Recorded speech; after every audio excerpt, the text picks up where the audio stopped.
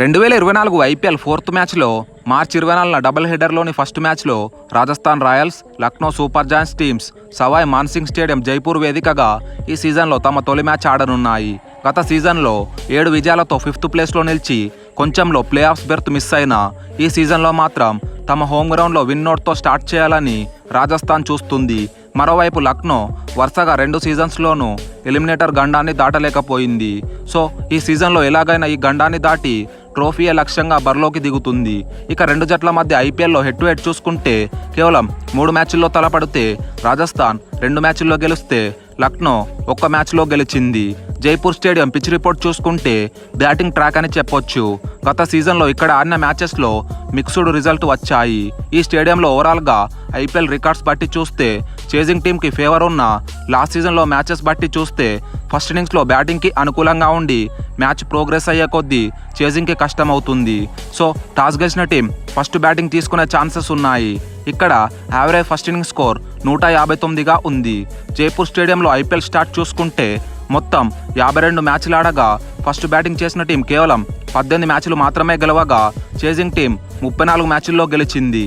ఇప్పుడు Rajasthan Royals team combination చూసుకుంటే last season స్టార్టింగ్లో వరుస విజయాలతో మంచి స్టార్ట్ అందుకొని ఈజీగా ప్లే ఆఫ్స్కు వెళ్లేలా కనిపించిన సెకండ్ హాఫ్లో వరుస ఓటములతో ప్లే ఆఫ్స్కు చేరకుండానే ఎలిమినేట్ అయింది. గత సీజన్ లాగే ఈ సీజన్లో కూడా Rajasthan team power house batting lineup, brilliant bowling అటాక్తో టైటిల్ ఫేవరెట్స్గా బరిలోకి దిగుతుంది. బ్యాటింగ్లో ఓపెనర్ యశస్వి జైస్వాల్ ఫినామినల్ ఫామ్లో ఉన్నాడు. ఈ ఫామ్ని ఐపీఎల్లో కూడా కంటిన్యూ చేయాలని చూస్తున్నాడు.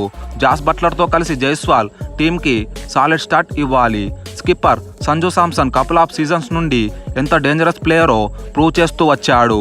మిడిల్ ఆర్డర్లో రియాన్ పరాగ్, హిట్మైర్, పావెల్, జూరెల్లతో బ్యాటింగ్ యూనిట్ డేంజరస్గా ఉంది. బౌలింగ్లో ట్రెంట్ బోల్ట్ రాజస్థాన్కి ట్రంప్ కార్డ్ అనే చెప్పాలి. ఈ సీజన్లో కూడా పవర్ ప్లే మరియు డెత్ ఓవర్స్లో బోల్ట్ స్పెల్స్ పైన రాజస్థాన్ టీం రిజల్ట్ ఆధారపడి ఉంది. బోల్ట్కు తోడుగా సందీప్ శర్మ రూపంలో మరో డెత్ బౌలర్ ఉన్న లాస్ట్ సీజన్లో ఈ ఇద్దరు బౌలర్స్ ఇన్కన్సిస్టెంట్గా రాణించారు. ఇక స్పిన్ డిపార్ట్మెంట్ గురించి స్పెషల్గా చెప్పాల్సిన అవసరం లేదు. ఎందుకంటే ఈ సీజన్లో బెస్ట్ స్పిన్ అటాక్ కలిగిన టీమ్స్లో రాజస్థాన్ టీం ముందుంటుంది. అశ్విన్, చాహల్ మిడిల్ ఓవర్స్లో క్రూషియల్ కానున్నారు.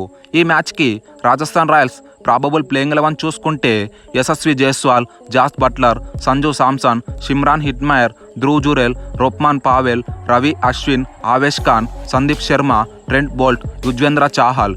ఇంపాక్ట్ ప్లేయర్గా రియాన్ పరాగ్ని యూజ్ చేసుకునే అవకాశం ఉంది.